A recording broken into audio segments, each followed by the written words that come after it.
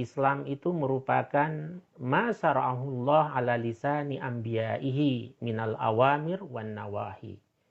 Bahwa esensi dari agama Islam itu adalah satu syariat yang diturunkan oleh Allah kepada para nabi dan penutup nabi tentunya Nabi Muhammad SAW sebagai penyempurna seluruh ajaran-ajaran samawi sebelumnya.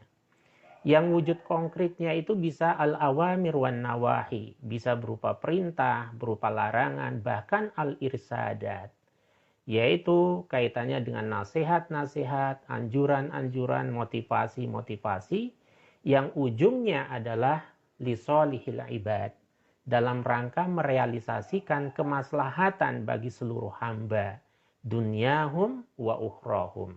Baik itu kemaslahatan yang menyangkut keduniaan maupun apalagi yang menyangkut dimensi keakhiratan itu.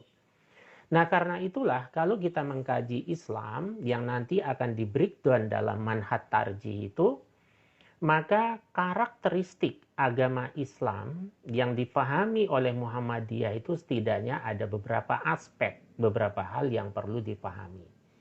Sehingga dari karakteristik ini nanti akan kita tahu persis korelasi dengan manhaj itu. Yang pertama adalah Islam merupakan agama yang bersumber dari Allah Subhanahu wa Ta'ala. Baik itu lewat wahyu matlu maupun wahyu marwi, Al-Quran maupun sunnah Nabi Sallallahu Alaihi Wasallam. Karena itu Ali Imran 32 itu menegaskan kepada kita tentang kewajiban ketaatan kita kepada Allah dan Rasul-Nya secara absolut dan relativitas ketaatan kita kepada selain itu. Atiullah hawar Rasul. Dan kemudian juga di ayat lain atiullah wa atiur Rasul wa ulil amri minkum. Karakteristik yang kedua adalah ajaran Islam itu bersifat komprehensif.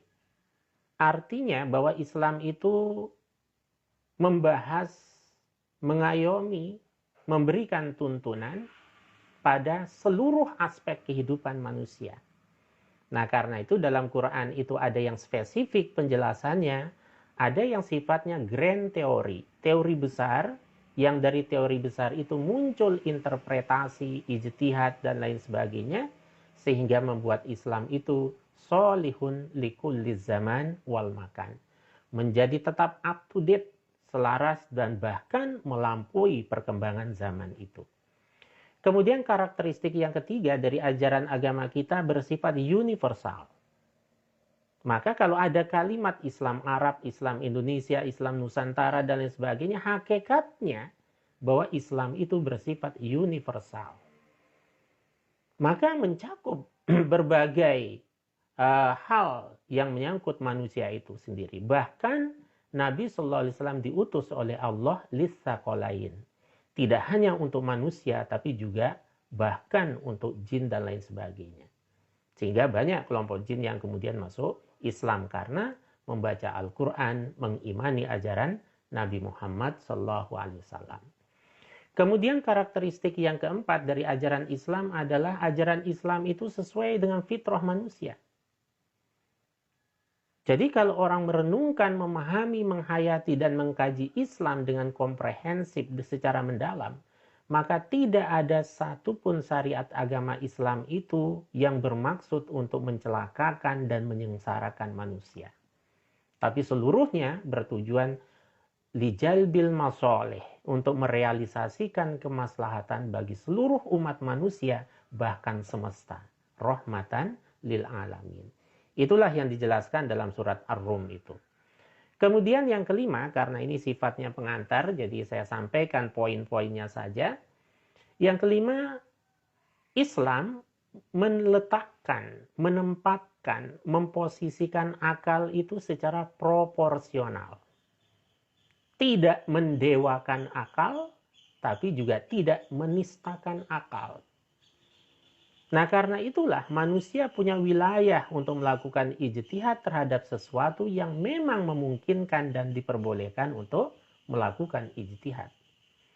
Tetapi ada kalanya di mana akal manusia itu harus tunduk sami'na wa ata'na terhadap persoalan-persoalan akidah, maupun tata cara kita ibadah mahdoh. Akal di situ harus tunduk.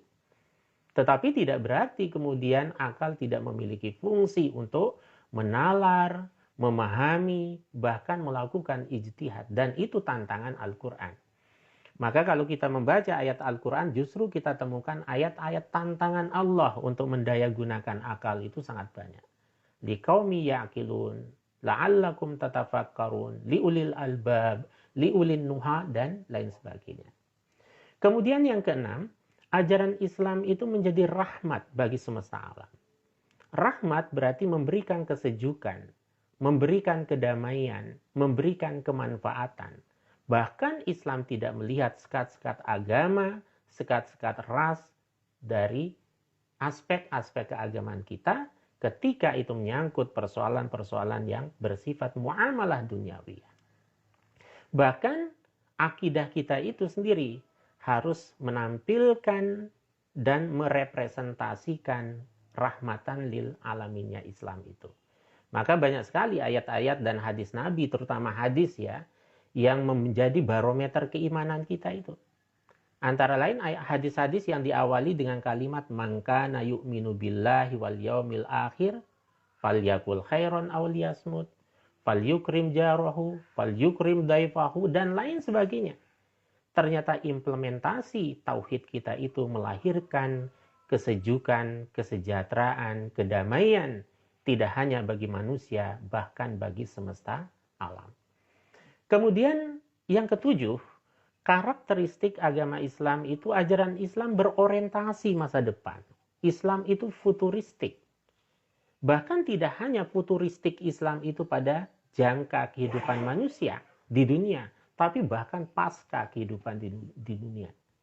Jadi futuristiknya Islam itu sangat-sangat jauh melampaui dunia yang kita singgahi saat ini. Nah, sehingga kalau ayat-ayat yang terkait dengan falyanzur, ayat-ayat Quran misalnya, ma qaddamat lighad, wal tanzur nafsun ma qaddamat lighad misalnya. Nah, di situ adalah futuristik keislaman kita. Di mana Islam itu menggapai kebahagiaan bukan sekedar kebahagiaan secara fisik jasadiah, bukan sekedar kebahagiaan duniawi, tapi justru kebahagiaan yang melampaui itu pasca kehidupan kita di dunia ini.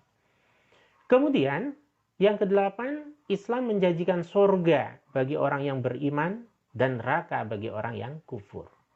Maknanya di sini adalah ternyata syariat Islam menjadikan kita orang yang bertanggung jawab terhadap segala aspek dan apa yang menjadi pilihan hidup kita.